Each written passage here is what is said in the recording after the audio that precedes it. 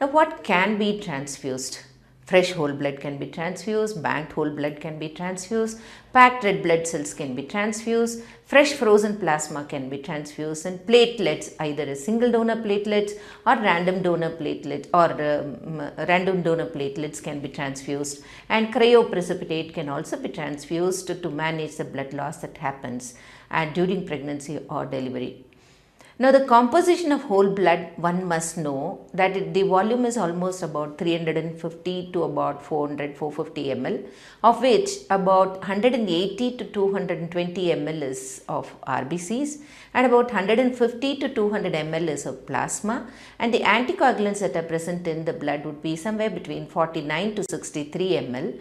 The non-functional WBCs and platelets, if they are not fresh, will be present.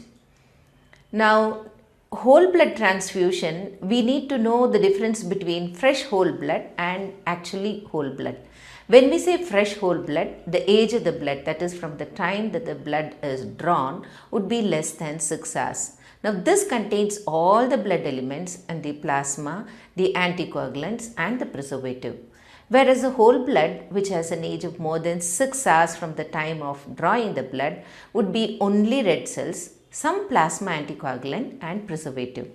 Now, one would prefer a fresh whole blood because it contains all the components, but that is not necessarily so, because the fresh whole blood comes with a lot of problems.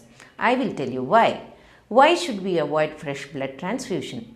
Now, there are a lot of diseases that can be transmitted when we give fresh whole blood, because organisms like the treponema, the malarial parasite, can survive in the blood for almost 96 hours after it's drawn. Intracellular pathogens like cytomegalovirus, HTLV can survive in the WBC that is present in the fresh blood.